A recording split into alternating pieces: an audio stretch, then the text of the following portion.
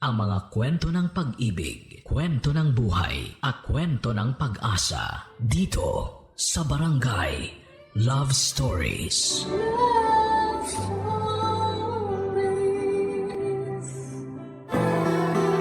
Magulang ang nagsasakripisyo para sa kabubuti ng kanilang mga anak. Isa itong obligasyon na dapat panindigan nang sa ganon pagsapit ng takdang panahon. Sila na mismo ang magbalik ng pag-aaruga at pagmamahal na iyong kinakailangan.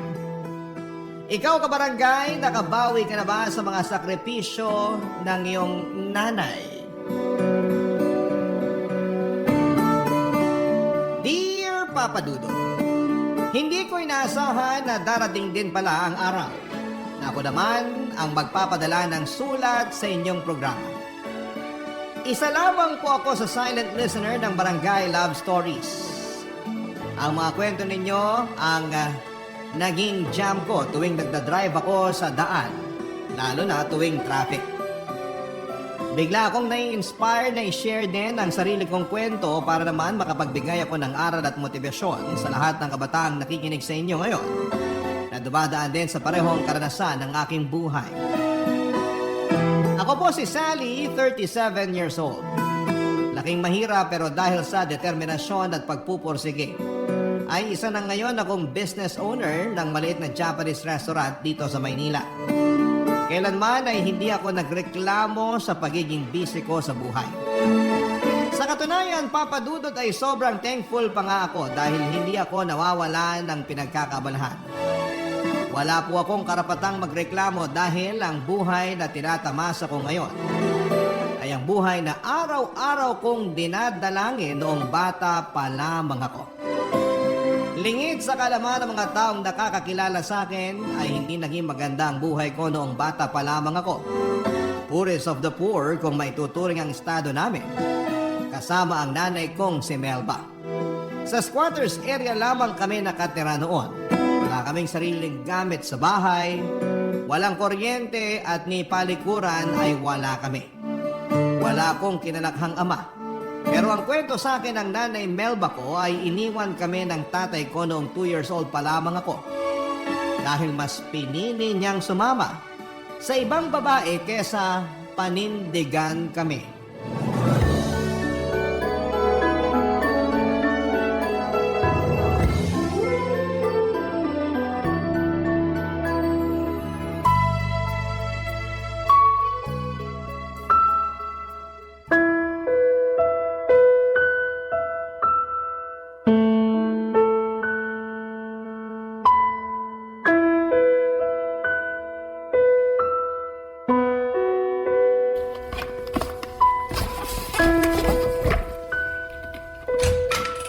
Gilbert, anong ginagawa mo? Bakit ka nag-eempake?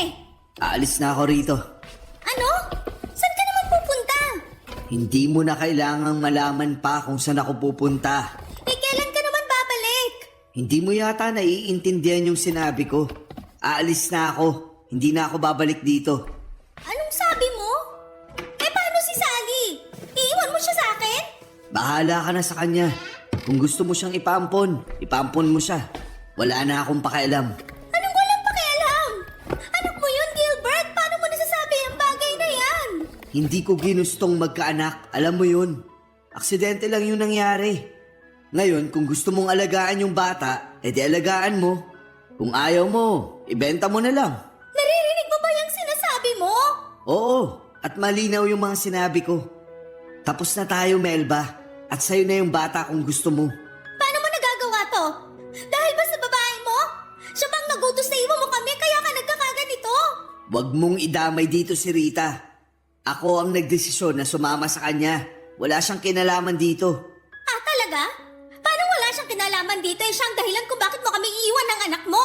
Hindi siya ang dahilan kung bakit ako aalis. Eh, ano? Anong dahilan? Sabihin mo sa akin. Kasi ayoko na sa'yo. Ganun lang kasimple yun. Hindi na kita gusto. Sawa na ako sa buhay na meron tayo. Gusto kong magsimula ulit. Dahil hindi naging maganda ang buhay ko sa'yo. Ang kapal ng mukha mo! Grabe ka, Gilbert! Iniwan ko lahat para sa'yo! Nasira ang pangalan ko dahil sa'yo! Pinaglaban kita sa pamilya ko tapos ganitong gagawin Kasalanan mo na yun. Masyado ka nagpabulag sa pag-ibig, Melba. Sa susunod, huwag mong ibigay ang lahat sa isang tao para kapag iniwan ka, may matitira para sa'yo. Hayop ka! Anong klaseng lalaki ka? Hindi ka na nahiya sa pinagkagagawa mo! Kanino naman ako mahihiya? Sa'yo? Wala ka namang ambag sa buhay ko eh. Hayop ka talaga! Tigilan mo nga ako! Walang hiya ka! Pareho lang tayong walang hiya. Huwag kang magmalinis.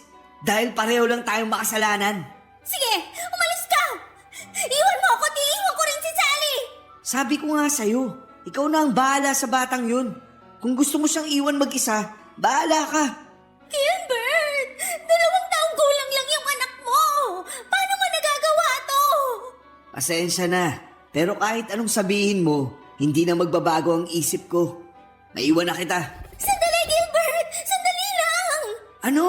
Parang awa mo na, huwag mo kaming iwan. Hindi ko alam kung paano kami mabubuhay nang wala ka. Please, huwag ka nang umalis. Nagmamakaawa ako sa'yo, dito ka na lang. Huwag kang lumuhod dyan. Kahit paluran mo ako, aalis pa rin ako. Kaya maawa ka sa sarili mo. Isipin mo naman yung anak mo. Wala siyang magiging ama. Hayaan mo na lang ba yun? Wala din akong amang kinalakihan. Kaya siguradong kakayanin din niyang mabuhay ng walang tatay. Alis na ako. Huwag mo na akong habulin. Gilbert! Sandali lang! Gilbert! Walang niya ka! Carmine, sana kayong dalawa!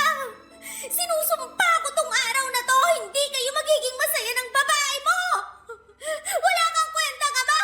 Mabulok ka sana sa impyerno! Simula noon ay mag-isa na akong itinaguyod ni Nanay Melba kahit na sobrang hirap ng buhay namin noon. Pagtungtong ko ng edad na 8 ay nagkaroon ng live-in partner si Nanay, isang construction worker. Na nung una ay mabait pero sakalang lumabas ang totoong ugali nito noong nalulong na siya sa sugal. Naging mapanakit ang boyfriend ni Nanay lalo na tuwing lasing ito. Halos gabi-gabi niyang sinasaktan si Nanay noon. At maging ako ay hindi nakaligtas mula sa malulupit nitong kamao. Halos 2 taon din naming tiniis ang pang-aabuso sa amin ng boyfriend ni Nanay, Papa Dudut. Hindi niya magawang iwan ang lalaki dahil malaki ang naitutulong niya sa amin pagdating sa mga gastusin namin sa bahay.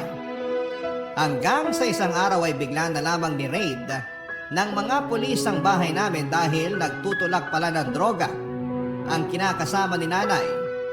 Nakulong ang lalaki at simula noon ay hindi ko na ulit siya nakita pa sa buhay namin. Muli ay naiwan kaming mag-ina para harapin ang problema namin sa kahirapan. Papa Dudut, hindi ko makakalimutan kung gaano kahirap ang naging buhay namin noon. Hanggang ngayon ay ginagawa ko pa ring inspirasyon ng batang Sally na patpatin at laging umiiyak gabi-gabi dahil walang laman ng sikmura. Sa kabila ng buhay namin yon ay malaki ang pasasalamat ko kay Nanay Melba dahil hindi siya sumuko. Kahit wala kaming pera, ay pinilit niya akong pag-aralin para mapaghandaan ko raw ang kinabukasan ko.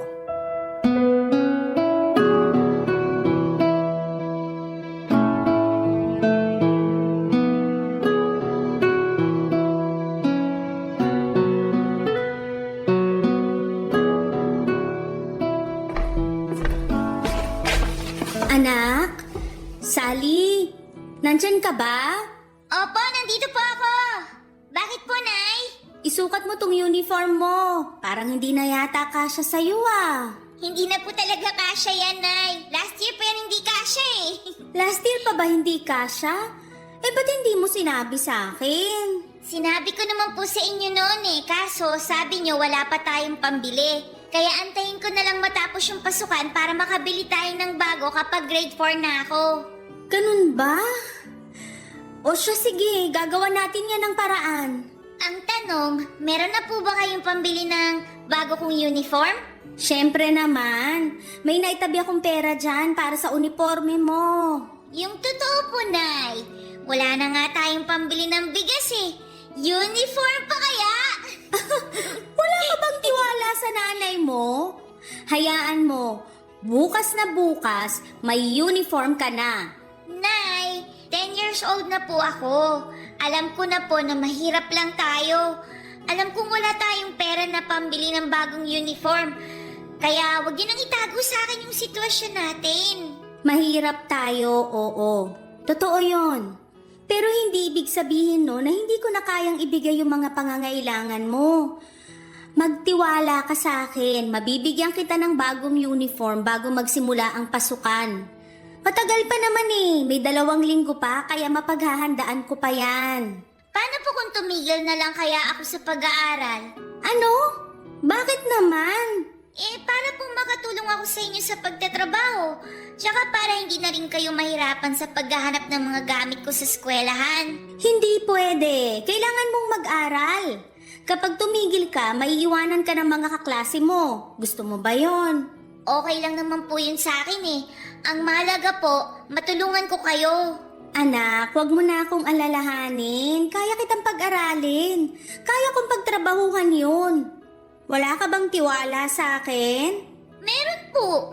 Yun naman pala Wag mo nang problemahin ang pag-aaral mo. Ako nang bahala dyan. Alam mo ba na edukasyon ang isa sa mga pinakamahalagang sandata na pwedeng magkaroon ng isang tao? Bakit naman po? Kasi ang pagkakaroon ng maayos na edukasyon ang magbibigay sa atin ng daan para sa pagbabago. Pagbabago? Paano naman po yun? Isipin mo na lang. Mahirap tayo ngayon, di ba? Wala tayong perang pambili ng gamit mo sa eskwelahan nyo. Pero kapag nag-aral ka at nakapagtapos, kapag nagkaroon ka na ng diploma, magagamit mo yun para makapaghanap ng maayos na trabaho. Kapag nagkatrabaho ka, magkakaroon ka na ng pera. Hindi ka na mahihirapan sa mga gastusin. Yun ang isa sa mga pagbabagong pwedeng ibigay sa'yo ng edukasyon. Talaga po? Oo. Kailangan mong makapagtapos para magkaroon ng pagbabago sa buhay natin. Kayo po ba? Nakapagtapos po ba kayo? Ako? Hindi Kaya tingnan mo tong buhay natin ngayon. Mahirap na nga kami noon. Mahirap pa rin tayo hanggang ngayon. Huwag mo akong tutularan, ha? Hindi ko sineryoso ang pag-aaral ko, kaya ganito ko ngayon. Sige po, mag-aaral po ako ng mabuti para mabago na natin tong buhay natin. Tama yan. Pagigihan mo ang pag-aaral para yung mga pangarap mo ngayon, makamit mo sa pagtanda mo. O sige na, itabi mo na tong uniform. Hahanap tayo ng kapalit niyan bukas. Sige po! Papadudot, isa sa mga magagandang katangian ni Nanay Melba ay ang pagiging madiskarte nito. Kahit na walang pera ay palagi siya naghahanap ng paraan para lamang maipagpatuloy ko ang pag-aaral ko.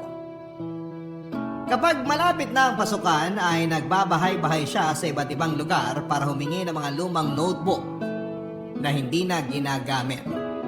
Ang ginagawa nito ay binabaklas ni Nanay ang mga notebook na yon sa kanya pagsasama-samahin ang mga pahinang walang sulat. Pinagtatagpi-tagpi niya ito gamit ang yarn para makabuo ng bagong notebook na pwede kong gamitin sa pasukan. Pagdating naman sa uniform ay kinakausap ni Nanay ang mga graduate na mula sa eskwelahang pinapasukan ko para hingin ang mga uniforme nila na hindi na nila gagamitin pa. Ganon din pagdating sa mga sapatos at bag.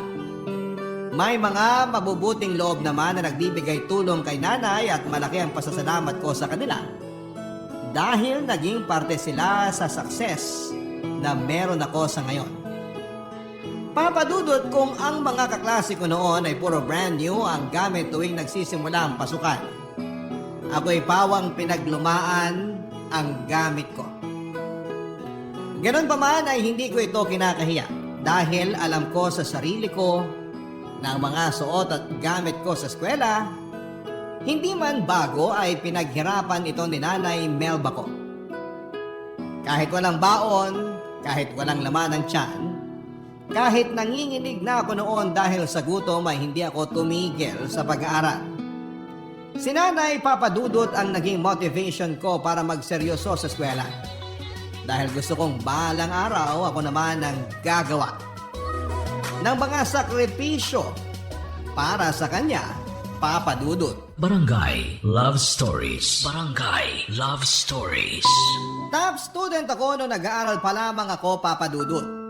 Isa yon sa mga bagay na ikinaka-proud ko dahil sa kabila ng kahirapan namin noon, ay hindi yun naging hadlang sa paghahangad ko ng maayos na edukasyon. Sa katunayan ay lumalaban pa ako noon sa mga school contest sa iba't ibang lugar pagdating sa math, science at maging sa journalism. Paborito ako ng mga teachers ko noon dahil masipag akong bata. Teachers pet nga ang tawag nila sa akin noon.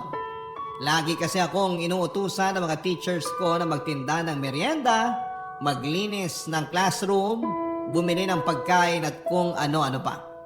Kapalit noon ay nakakalibre ako ng merienda at minsan ay inaabutan din nila ako ng kaunting pera. Payakman na maituturing ang pamumuhay namin noon ni Nanay Melba. Masasabi kong masaya pa rin naman ang naging kabataan ko. Kapag walang pasok ay tinutulungan ko si Nanay na magbenta ng gulay. Pagsabit naman ng hapon ay nangangalakal kami. Kada weekends naman ay tumatanggap si Nanay ng labada at naging bonding time na namin noon ang pagkusot ng mga damit. Ambisyosa akong tao, Papa Dudut, at yon ang nag-push sa akin para abutin ang mga pinapangarap ko sa buhay. Lahat ng pwedeng pagkakitaan ng isang bata ay pinasok ko na sa kagustuhang makatulong kay Nanay. Alam ko kasing hirap na siya noon. May mga gabi na kung kailan akala niya itulog na ako, lagi ko siyang napapakinggan na humihigbi dahil na rin siguro sa pagod at hirap ng buhay. Bilang isang anak ay ginawa ko na ang lahat para kahit papaano ay mabawasan ang pasang problema ng nanay ko.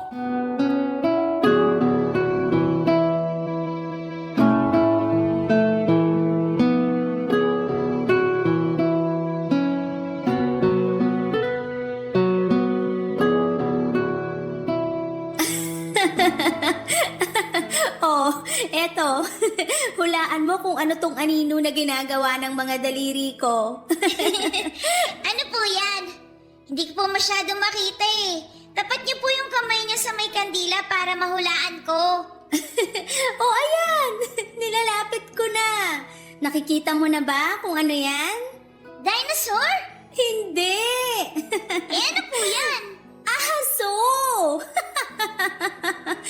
Ayan yung tenga, oh. Tapos, itong hindi liit ko yung dila. Parang hindi naman po aso yan eh. Nay, bakit po pala hindi na bumalik yung kuryente natin? Ayaw na tayong pakabitin ng kapitbahay natin eh. May nanguhuli na raw kasi. Hayaan mo, kapag nakapag-ipon ako ng pera, magpapakabit ako ng sarili nating kuryente. Eh, paano po ako makakagawa ng assignment niyan? Dito ka na muna sa may kandila. Maliwanag naman eh. Kapag po ako lumaki na tapos nagkatrabaho, magpapakabit po ako ng maraming ilaw dito sa bahay para po maliwanag. Aba, magastos yun sa kuryente. Kahit na po. Nakakatakot kasi kapag madilim eh. Baka po mamaya may sumilip na multo dyan sa may bintana. Naku, tinatakot mo lang sarili mo. Hindi naman totoong multo eh. Basta yun po ang bibiling ko kapag may trabaho na po ako. Baka rin ano? Ano pa? Ano pa yung mga pangarap mo na gusto mong gawin pagtanda mo? Marami po. Kapag po may sarili na tayong bahay, gusto ko po magpagawa ng swimming pool. Tapos po, gusto ko rin bumili ng relo. Yung pong katulad sa kaklase ko, yung relo po na may calculator. Calculator? Bakit mo naman kailangan ng calculator? Magaling ka naman sa math. Basta po, ang ganda po kasi nun eh. Ano pa? Anong trabaho naman ang gusto mong gawin? Kapag nakapag-college ka na, anong kurso yung kukunin mo? Gusto ko po doktor. Doktor? Bakit naman yun ang napili mo? Kasi po, gusto ko pong tumulong sa mahihirap na hindi po kayang magpa-hospital. Di po ba yung anak ng kapitbahay natin namatay daw po kasi ayaw po nilang itakbo sa ospital kasi daw wala po silang pambayad? Oo, nagkaroon ng pneumonia yung bata tapos ayaw ipagamot sa ospital kasi malaki daw yung sinisingil. Kaya sa bahay na lang siya ginamot. Mga ganong tao po yung mga gusto kong tulungan, Nay. Yung mga tulad natin na mahihirap lang. Ang bait mo namang bata. Iniisip mo pa talaga yung makakatulong sa iba? Mabuti yan. Basta pag-igihan mo lang ang pag-aaral mo. Magiging mabuti at magaling na doktor ka rin paglaki mo. Eh kayo po, Nay, ano po bang pangarap niyo nung bata kayo? Ako? Gusto kong maging teacher noon pero dahil nga hindi ko natapos yung pag-aaral ko, hindi ko naabot yung pangarap kong yun. Sayang naman po. Maliban sa maging teacher, ano pa po yung pangarap niyo noon? Ano pa nga ba? Wala naman na. Ang gusto ko lang naman talaga noon ay magkaroon ng masaya at tahimik na pamilya. Yung kahit hindi mayaman, pero hindi naman naghihirap na tulad natin ngayon. Basta yung simpleng pamilya lang, buo, masaya, tahimik, puno ng pagmamahal. Ganun lang kasimple yung pangarap ko noon. Ako na lang po ang bubuo ng pangarap niyong yan, Nay. Ako po yung magbibigay sa inyo ng masayang pamilya. Kapag po nakaahon na tayo sa hirap, gagawin po natin lahat ng gusto nating gawin para po maging masaya tayo kahit po dalawa lang tayo. Talaga ba? Oo naman po! Kaya katulad po ng sinabi nyo, pagbubutihin ko po talaga yung pag-aaral ko po para sa inyo. Maganda yan. Sana patuloy kang bigyan ng inspirasyon ng mga pangarap mong yan. Basta magtiwala ka lang sa Panginoon. Maaabot din natin ang mga nais natin pagdating ng panahon. Papa Dudut, marahil noon ang mga pangarap ko nung bata pa lamang ako ay parang napaka-imposibleng mangyari. Masyadong matayog. Ang mga kahilingan ko sa buhay na mahirap kamtin, lalo na sa estado namin noon, pero hindi ko ginawang hadlang ang kahirapan para abutin ang mga pangarap na yon. Papadudot kong mahirap na ang buhay namin noon. Mas humira pa ang mundo namin nung patuloy na sinubok ang tatag naming mag-ina. 15 years old ako noon nung biglang dinapuan ang malubhang sakit si Nanay Melba. Nagsimula ang lahat sa isang simpleng ubo at akala namin ay simpleng lagnat lang ang dumapo kay Nanay dahil maulan noon at ilang beses naulanan si Nanay. Pero ang ubong yon ay hindi na naalis-alis pa. Sa halip kasi na bumili ng gamot ay mas pinili na lamang ni Nanay na gastusin ang kakarampot nitong pera sa pagkain.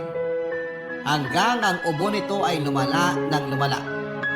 Ang payat nitong katawan ay lalong nangayayat. Bumagsak ang katawan nito pero kahit na ganoon ay hindi tumigil si Nanay. Nagpatuloy pa rin siya sa pagtitinda noon dahil kung hindi niya gagawin yon ay wala kaming kakainin. Dumating noon sa punto na maging ako ay nahawa na rin sa sakit ni Nanay. Mas malala ang dumapo sa aking sakit dahil muntik ko na itong kinamatay noon. Tuwing inuubo ako ay may kasama na itong dugo at bigla ring tumaas ang lagnat ko kaya nagmamadali akong tinakbo ng nanay ko sa pinakamalapit na center. Pero ang center na pinuntahan namin ay walang nagawa sa sakit ko dahil sobrang lala na nito. No choice sila kundi ang ipadala ako sa isang public hospital.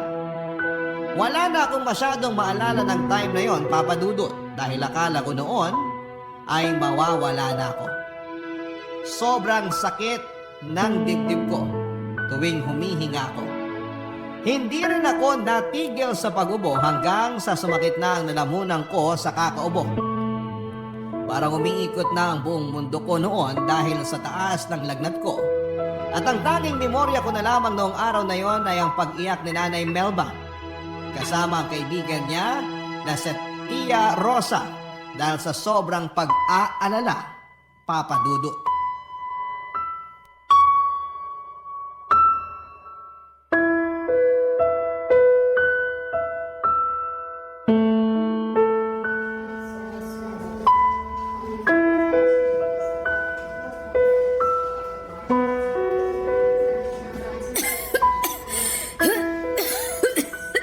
Melba, ikaw rin. Magpatingin ka na kaya. Malala na rin yung lagay mo, oh. Hindi na. Kaya ko na to. Kung pati ako ay magpapa-ospital, hindi ko na alam kung saan ako kukuha ng pambayad. Kanina pa nga ako hindi mapakali kung saan ako kukuha ng pera para dito eh. May naitatabi ka ba dyan na pwedeng mahiram? Naku, wala eh. Ako rin naman maraming bayarin ngayon. Walang-wala rin ako ngayon eh. Ganun ba? Paano na kaya to? Huwag mo nang problemahin yon. Ang isipin mo na lang muna ngayon ay yung kalagayan ninyong mag-ina. Kaya nahawa yung anak mo dahil dyan sa pagpapabaya mo eh. Dapat nung una pa lang, ipinagamot mo na yung sakit mo. Tingnan mo, mas lumala tuloy. Hindi ko naman alam na abot sa ganito yung sitwasyon namin eh. Magpatingin ka na rin para mabigyan ka na nila ng gamot. Huwag mo nang alalahanin yung gastos. Maya-maya, may darating ng tulong. Tulong? Saan naman manggagaling yung tulong na sinasabi mo? Ganito kasi yun eh. Pasensya ka na kung pinangungunahan kita ha. Pero tinawagan ko kasi si Gilbert. Si Gilbert? Bakit mo naman ginawa yun, Rosa? Nag-aalala na rin kasi siya sa inyong mag-ina eh. Wala naman akong maipahihiram sa iyong pera. Kaya ako na mismo humingi ng tulong kay Gilbert. Alam ko naman na kahit magkamatayan, hindi ka lalapit sa lalaking yun. Eh kaya ako na ang kumausap sa kanya. Rosa, hindi ko kailangan ng tulong ni Gilbert. Isang tabi mo na lang muna ang pride at galit mo sa tao. Kailangan nyo si Gilbert ngayon. Kailangan siya ng anak mo. Rosa, Melba, O ayan na pala si Gilbert. Salamat naman at nagpunta ka agad dito. kumusta na si Sally? Inadmit na siya ng mga doktor. Malala raw ang lagay niya eh. Pero nasalina na siya ng gamot. Ang sabi ng doktor, tuberculosis daw ang sakit niya. TB? Paano naman nangyari yun, Melba? Bakit mo naman pinaabot sa ganito kalala ang sitwasyon nyo? Hindi ko naman alam na TB na pala tong nararamdaman ko eh. Huwag na kayong magsisihan. Ang mabuti pa, kausapin mo tong si Melba na magpa-admit na rin dahil ang tigas ng ulo. Ayaw niyang magpatingin sa doktor. Hindi ka pa ba nila nasi-check up? Hindi na kailangan. Hihingi na lang ako ng gamot. Mawawala na rin to. Magpatingin ka na sa doktor. Hanggang ngayon talaga, ang tigas pa rin ang ulo mo. Wala akong pambayad sa doktor. Kaya... Huwag mo nang problemahin yan. Ako nang magbabayad sa mga gagastos ninyo rito. Ang malaga, gumaling si Sally. Pati na rin ikaw. Hayaan mo. Mag-iipon ako ng pera kapag gumaling ako. At babayaran ko lahat ng magagastos mo rito sa ospital. Hindi mo na kailangang gawin yan. Isa lang naman ang hinihiling kong kapalit nitong pagtulong ko eh. Kapag gumaling na kayong dalawa, pakiusap ko lang na huwag na kayong lalapit ulit sa akin. Hindi alam ng pamilya ko ang tungkol sa inyo. Kaya please lang, huwag niyo na akong guluhin ulit. Naiintindihan mo ba yun, Rosa? Pasensya na talaga. Wala naman na kaming ibang matatakbuhan kung hindi ikaw lang eh. Sige na, ipacheck mo na yung kaibigan mo. Halika na, Melba. Magpatingin ka na rin para gumaling ka. Sandali, hindi pa kami tapos mag-usap ni... Halika na. Siya na nga raw ang magbabayad eh. Hayaan mo na lang siyang bumawi sa inyong mag-ina. Gilbert, maiwan ka na muna namin ha. Ipapatingin ko lang to si Melba bago pa siya makahawa ng iba. O sige, Kung gusto mong bisitahin yung anak mo, nasa isolation room siya. Magsuot ka na lang din ng face mask para hindi ka mahawa sa sakit niya. sige, salamat. Pupuntahan ko na siya. At ikaw naman, Melba. Doon tayo. Magpapatingin ka para mabigyan ka na rin ng gamot. Sulitin mo na itong kabutihang ibinibigay ni Gilbert. Dahil baka hindi na ulit ito mangyari. Oo na. Hindi na talaga ulit ito mangyayari. Nagkaroon pa ako ng utang na loob sa lalaking yun. Hindi yon utang na loob. Kabayaran niya yon sa pag-iwan niya sa inyong mag-ina. Kaya wag mo nang isipin yon. Yung gagastusin niya ngayon, kakarampot lang yon kumpara sa yaman na meron siya ngayon. Halika na. Sa awa ng Diyos ay nakaligtas naman ako sa pagsubok na yon ng buhay ko, Papa Dudut. Dahil sa diretsong gamutan ay mabilis na nawala ang sakit ko, ganon din kay Nanay Melba. Noong nalaman kong ang tatay ko ang tumulong sa amin sa pagbabayad ng mga gastusin sa ospital ay naisipan ko siyang pasalamatan. Hinanap ko kung saan nakatira si tatay pero hindi natuloy ang plano kong pasalamatan siya. Noong nakita ko kung gaano kaganda ang buhay ng ama ko. Malaki ang bahay nila, sakto noon na nasa veranda sila ng kanilang tahanan noong nagpunta ako sa kanila. May 3 siyang anak at puro babae. Maganda rin ang asawa niya habang pinagmamasdan ko sila. Mula sa labas na masayang kumakain ng merienda ay hindi ko po maiwasang makaramdam ng inggit. Bigla ko naawa sa sarili ko, Papa Dudut. Anak din ako ni Tatay Gilbert, pero bakit hindi ko man lang naranasan ang buhay na meron ang mga anak niya ngayon? Sobrang saya nila habang kami ni Nanay Melba ay araw-araw naming pinoproblema kung paano kami makakasurvive sa bawat araw namin. Mula sa pasasalamat ay binalot ako ng galit ng mga oras na yon.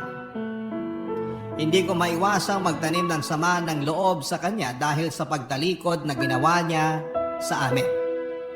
Pero kahit na ganoon ay wala akong planong sirain ang tahimik na buhay ni tatay. Ang ginawa ko na lamang ay naglakad ako palayo at binalikan si Nanay Melba na natatanging pamilya ko. Simula noon ay pinangako ko na sa sarili ko na gagawin ang lahat para matamasa rin ng buhay na meron si tatay. Ipaparanas ko rin kay nanay kung papaano ang mamuhay ng payapa at walang iniisip na kahit na anong mga problema. Barangay Love Stories. Barangay Love Stories. Papa Dudut, ginawa ko ang lahat para maigapang ko ang pag-aaral ko. Pagtungtong ko ng kolehiyo ay nag-apply ako ng scholarship na handog ng aming mayor. Naghanap din ako ng trabaho para may mapagkunan ako ng panggasto sa eskwela. Hindi naging madali ang pag-abot sa buhay ko na pinapangarap ko. May punto noon na naiiyak na lamang ako dahil sa sobrang pagod. Pero pagkatapos umiyak ay sige pa rin ako sa pagsulong. Mahirap man ang mag-aral ng pagod ay okay lang. Kahit na walang tulog at gutom ay nalalampasan ko ang lahat ng ito. Dahil na rin sa suporta at pagmamahal sa akin ni nanay. Kumapit ako sa Panginoon at humingi ng gabay sa Kanya na sana ay makayanan ko ang bawat araw pang darating sa buhay namin ni Nanay Melba. At ang mga panalangin kong yon ay ibinigay naman sa amin ng may kapal, Papa Dudut. Dumating ang araw na nakapagtapos ako ng college gamit ang sarili kong dugod pawis. Nang makuha ko ang diploma ko ay agad akong naghanap ng trabaho at nagsimulang mag-ipon. Paunti-unti ay dahan-dahan kong inangat ang buhay namin mula sa laylayan. Dumating kami noon sa moment na hindi na namin problema ang araw-araw na pagbili ng bigas dahil kaya ko nang bumili ng pang-1 linggo. Kung noong bata ako ay puro pinaglumaan ang mga suot kong damit. Noong nagkatrabaho ako ay nakabili na ako ng sarili kong damit. Ganon din si Nanay Melba na nakakapagsuot na rin ng mga magagandang kasuotan. Mabagal man pero dahan-dahan kong ibinigay kay nanay ang comfort na deserve niya, Papa Dudut.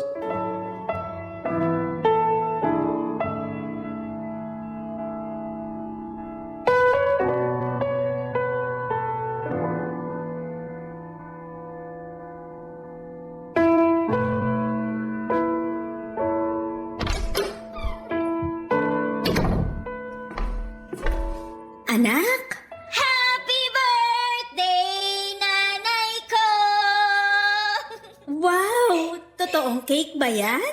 Oo naman, Nay! Chocolate cake tapos may sarili pang birthday greeting. Oo, di ba? Lapag ko na dito sa lamesa, Nay, ha? Naku, salamat, anak.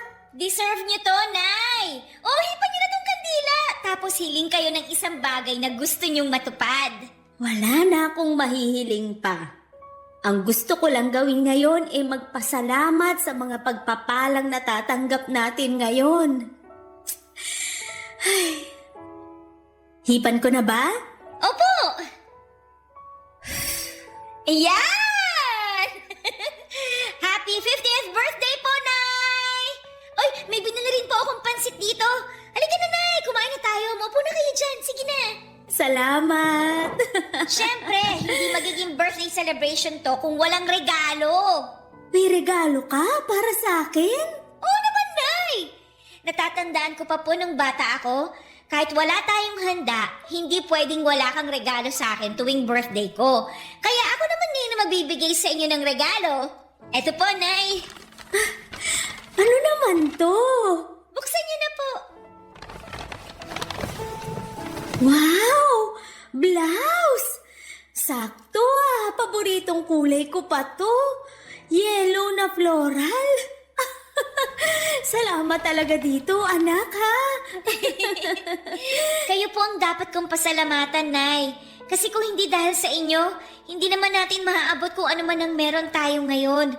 Hindi niyo ako pinabayaan noon, kaya ako naman ngayon ang magbabalik ng lahat ng sakripisyo na ginawa niyo para sa akin. Sinong mag-aakala, no? Naaabot din pala tayo sa ganitong klase ng buhay. Akala ko nun mamamatay na lang akong mahirap eh. Siyempre, hindi ko po hayaan yun, Nay. Hindi ba't nangako nga po ako sa inyo na ako ang aabot ng pangarap ninyo? Ito na po yun. Unti-unti na nating naaabot yung mga pangarap na yun. Wala pa tayo sa buhay na talagang gusto natin, pero at least ramdam naman natin na malapit na tayo sa rurok. Konting tiis pa, Nay. Magiging maayos din ang buhay natin. Sa totoo lang, masaya na ako sa ganito eh. Maayos na ang tirahan natin, may ilaw na tayo, may gamit. Hindi na tayo namumroblema sa pagkain. Doon pa lang, sobrang nagpapasalamat na ako sa mga biyayang to. Hindi pa yan sapat, Nay. Mas pag-iigihan ko pa po ang pagtatrabaho dahil kulang pa to sa lahat ng paghihirap na ginawa ninyo noon. Gusto ko na magbuhay donya kayo. Gusto ko magsuot kayo ng mga mamahaling alahas. Gusto ko na tiles na sahig na nga apakan ninyo. Yun ang gusto kong buhay na matamasa ninyo, Nay. Salamat, anak. Pero wag naman laging ako. Isipin mo rin ang sarili mo. Mas matutuwa ako kapag sarili mo ang inuna mo kaysa sa akin. Huwag niyo na po akong problemahin, Nay. Napagbibigyan ko pa rin naman ng sarili ko kahit papano eh. Yung nakikita ko pa lang na nakakapagbalik na ako sa inyo ng mga bagay na ikinakatuwa ninyo, okay na po ako doon. Salamat, anak. Salamat din sa Diyos sa lahat ng magagandang bagay na nangyayari sa atin ngayon. Sige na po, Nay. Kumain na tayo. Sige, ano pa ba tong mga binili mong pagkain?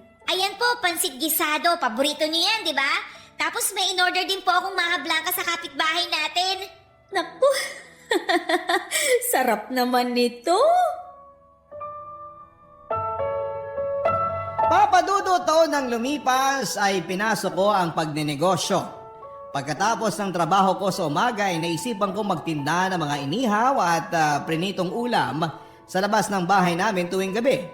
Hindi ko ininda ang pagod na nararamdaman ko sa buong araw na pagtatrabaho dahil alam kong ang lahat ng paghihirap na ginagawa ko noon ay para sa pangarap ko kay nanay na mabigyan siya ng magandang buhay.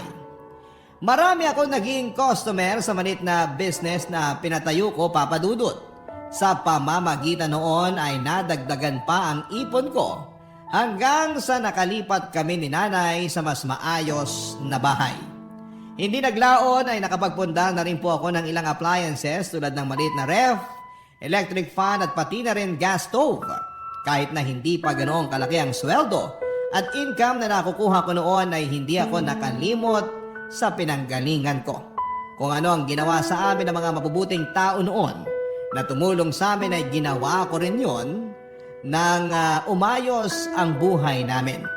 Nagdo-donate ako sa simbahan ng maliit na halaga ng pera at tumutulong din ako sa mga kabataang kapuspalan hanggang sa isang karinderyang naisipan kong ipatayo.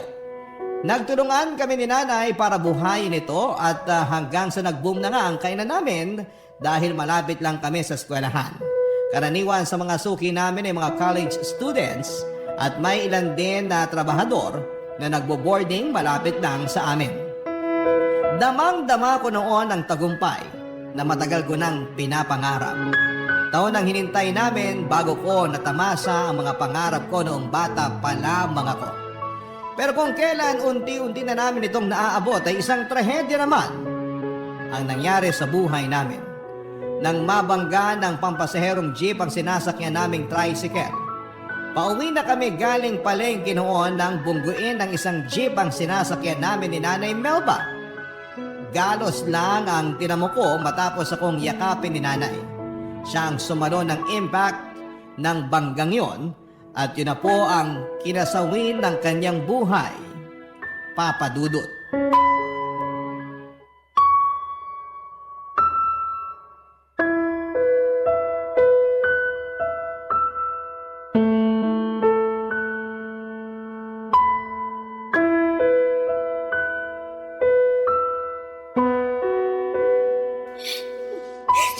Sally, Tiyang Rosa, wala na po si nanay.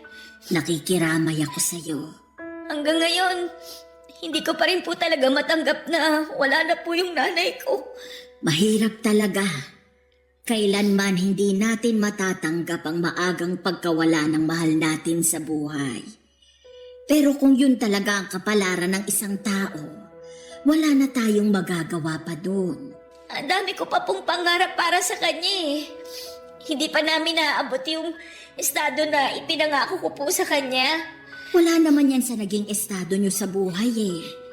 Kung ako ang tatanungin mo, masaya na si Melba kahit noon pa kasi nagkaroon siya ng isang napakabuting anak na tulad mo. Aanin ko pa po yung pagiging mabait kong anak kung hindi ko naman nasuklian yung mga paghihirap sa akin ng nanay ko. Tignan mo yung sarili mo ngayon. Maayos na ang pamumuhay mo. Maganda na ang buhay mo. Malayo ka na sa dating Sally na butot balat. Yung mga sakripisyo ng nanay mo sa'yo, hindi mo yun sinayang. Doon pa lang isang malaking kasuklian na yun para sa nanay mo. Ang hangad lang naman ng isang magulang, makita ang kanilang anak na nasa maayos na kalagayan. At yun ang nakita ni Melba bago siya namayapa. Ang unfair lang po kasi kung kailan po malapit na kami sa hinahangad kong buhay, saka pa siya nawala sa akin. Ganon talaga eh. Hindi atin tong buhay na meron tayo. Hiram lang to sa Diyos. At kapag oras ng bawiin, wala na tayong magagawa. Nakakalungkot lang din talaga kasi napakabait na tao ni Melba. Alam mo ba ang kwento kung papaano kami naging magkaibigan? Hindi po. Basta ang alam ko, magkaibigan na po kayo noon pa eh. Wala ka pa noon sa buhay ni Melba. Matalik na talaga kaming magkaibigan. Tindera rin ako noon. Magkatabi lang kami sa pwesto ng nanay mo. Ako ang naging witness ng naging pag-iibigan nila Melba at ng tatay mong si Gilbert. Ano po bang nangyari sa kanilang dalawa? Bakit po sila nagkahiwalay? Ang totoo niyan, hindi ko rin alam. Basta ang sabi sa akin ni Melba, mas ginustong sumama ni Gilbert sa babae niya. Isa ako sa mga nakakita kung papaano iniwan ng tatay mo si Melba. Halos lumuhod nga siya noon sa pagmamakaawa eh. Pero wala. Matigas yung tatay mo. Iniwan pa rin kayo. Simula noon, ako daw yung naging sandala ng nanay mo. Sabi nga niya sa akin noon, karma na niya siguro yung nangyari. Karma? Bakit naman po karma? Kasi maging siya. Ay teka, hindi mo pa pala alam tong kwento na to. Hayaan mo na lang. Huwag mo nang isipin yung mga sinabi ko. Hindi, sige po, tuloy niyo lang po. Karma? Bakit naman po kakarmahin si nanay? Paano ba to? Baka multuhin ako ng nanay mo kapag sinabi ko sa'yo to eh. Tiyang Rosa, sabihin niyo na po. Nasimulan niyo na pong ikwento eh. Pero huwag kang magagalit sa nanay mo kapag nalaman mo ang totoo, ha? Ano po ba kasi yun? Bakit naman po ako magagalit kay nanay? Kasi ang totoo niyan, kabit rin ni Gilbert si Melba. Ano po? Kabit po si nanay? May asawa si Gilbert noon, si Salome. Siya ang totoong nanay mo, Sally. At hindi si Melba. Paano po nangyari yun? Sinasabi niyo po ba na hindi ko totoong nanay si Nanay Melba? Ganito kasi yung nangyari. Si Gilbert at si Salome, nagkaroon sila ng anak. Ikaw yon. Pero nung mga panahong yon, kinakasama na rin ni Gilbert si Melba. Saktong kapapanganak mo lang noon nung nalaman ni Salome ang totoo. Na-depress siya, dulot na rin siguro ng postpartum depression. Bigla na lang siyang tumalon mula sa ika-6 na palapag ng inuupahan yung bahay noon. Nung namatay si Salome, kinuha ka ni Gilbert at inako ka na ni Melba bilang totoong anak. Hanggang sa iniwan kayo ng tatay mo. Simula noon, si Melba na ang tumayong ina mo. Totoo po bang sinasabi niyo? Alam kong mahirap paniwalaan. Pero yun nga ang nangyari. Kung gusto mong kumpirmahin tong mga sinabi ko sa'yo, pwede mong itanong sa tatay mo. Hindi ko totoong nanay si Nanay Melba? Maaaring hindi nga kayo totoong magkadugo, pero nanay mo pa rin siya at hindi na yun mapapalitan pa. Sally, huwag ka sanang magalit sa nanay mo, ha? Hindi po. Hindi po ako galit kay nanay. Nagulat lang po ako sa mga nalaman ko. Pwede po bang iwan niyo na lang po muna ako? Gusto ko na lang po muna sanang mapag-isa. O sige, doon na lang muna ako sa labas. Sa totoo lang, Papa Dudut, ay hirap akong paniwalaan noon ang mga nalaman kong katotohanan mula kay Tiang Rosa. Pero pinatotoo ito ni Tatay Gilbert nung dumalaw siya sa huling gabi ng burol ni Nanay Melba. Humingi ng tawad sa akin si Tatay sa mga nagawa niyang kasalanan sa amin ni Nanay. Willing daw siyang magpakaama sa akin ngayong wala na si Nanay Melba. Pinatawad ko naman po si Tatay sa ginawa niyang pang-iwan sa amin, pero kasabay noon ay hiniling ko rin sa kanya na huwag na siyang magpapakita pa sa akin kailanman. Masyado nang huli ang desisyon niyang magpakaama sa akin. Isang tao lang ang itinuring kong magulang sa buong buhay ko at yon ay si Nanay Melba lamang. Siguro totoo nga nakabit si Nanay Melba. Isa siya sa mga sumira sa pagsasama ng totoong magulang ko, pero ang makasalanang pag-ibig na yon na nangyari noon ay matagal nang pinagdusahan ni Nanay. Bumawi siya sa pamamagitan ng pagkupkop at pagpapalaki sa akin kahit na hindi naman niya ako totoong anak, at sapat na yon sa akin bilang kapatawaran. Pagkatapos inibing ni Nanay Melba at ipinagpatuloy ko ang mga nasimulan kong pangarap. Mula sa maliit na karinderya ay nagpatayo ako ng sarili kong Japanese restaurant matapos akong kumuha ng kurso sa cooking. Ang negosyo kong yon ay umusbong hanggang sa nagkaroon po ito ng isa pang franchise. Hindi naglaon ay nakapagpatayo po ako ng sariling bahay na mas malaki pa sa bahay ng tatay ko. Lahat ng bagay na gusto kong makuha nung bata ako ay abot kamay ko na. Ang mga pangarap ko noon na sa panaginip lang natutupad ay naabot ko na.